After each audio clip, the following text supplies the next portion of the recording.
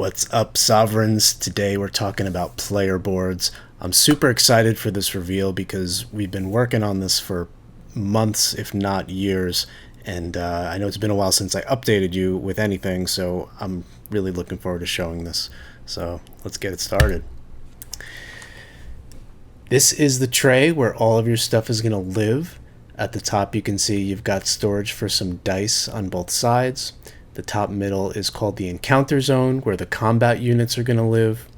Just below that are where your worker meeples are going to be stored. There's going to be 7 different types of worker meeples. They're all custom shapes with hopefully some white silk screen printing on them, depending on how well the Kickstarter funds. The middle section is your personal estate. Those card stacks represent the different buildings you can construct, as well as the tech cards that live underneath them. The bottom of the tech tree is the very, very exciting tech tree. That's where you're going to unlock all of your variable player powers. Each house comes with 36 unlockables. 27 of those are unique to your house, so no other player will have access to those except for you.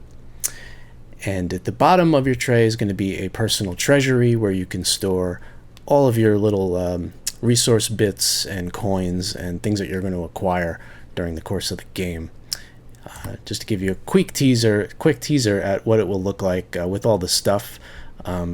Stuff will live alongside for your tableau unlockables, and at the top for your encounter zone where you can place everything. This is still a work in progress.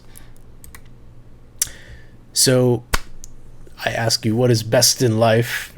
To that I say, crush your enemies, see them driven before you, and hear the lamentation of their 4X worker placement strategy games. Of course, I'm talking about House Kahnn, the barbaric, nomadic, warlike tribe, also known as the Red Empire. And there's going to be 3 branches on each player board. Starting from the left, we have Way of the Raider. This is going to have a focus on speed and moving around the map. Red is the only player that's going to be able to breed horses, which other players will certainly find valuable. And if they want to have access to those, they're of course going to have to pay you for using your stables building, which we'll show it on a future video.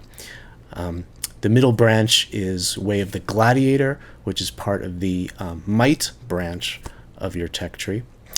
That has a focus on the Colosseum building, where you're going to be able to do things like capture rival player workers or champions and see how well they fare in your Colosseum. You'll also be able to capture beasts to put on display by showing animal shows and generating income this way, or you can choose to butcher them if they're not performing to your standards and gain some additional food.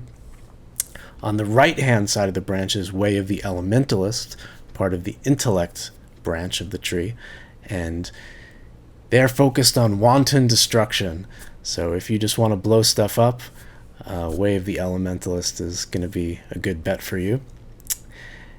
And all the way on the right-hand side of the player board is called the Empire column, and that's where you're going to unlock things that are mostly common to each player, but the middle section has special area effects which only apply to your settlements which are on the map. So for example, Red has an Empire area effect card called Artillery Forts, where they can transform their settlements into essentially something that gives you combat bonuses, which you can store and then unleash on a target hex depending on where you are on the map. So exciting stuff. I'll explain a little bit about how the techs work. Essentially is you're going to insert a colored resource cube into one of those tech slots at the bottom, and when you do this you're going to get to pick from 1 or 2 generally tech card options. So for example, on Way of the Raider, you can see at the bottom, if you insert a blue tech cube, you can choose from either the Tech Master or the Scout Master card. It's an A/B decision, so whichever one you choose, that's your choice for that particular game or scenario. And it'll also determine the route that your tech tree will branch as you unlock new variable player powers for yourself. The top is where your workers live. So starting from the top left is your outcast workers, and they can ascend to become laborers, ultimately loyalists, progressing to lords, and then royal advisor are the top ranked with the most status in the game. And the progression allows them to perform more powerful actions and gives them more versatility. So ascending your workers is a really good strategy, especially for longer term games. And you can see in the fourth column, kind of in the middle, it shows your starting resources and starting skills.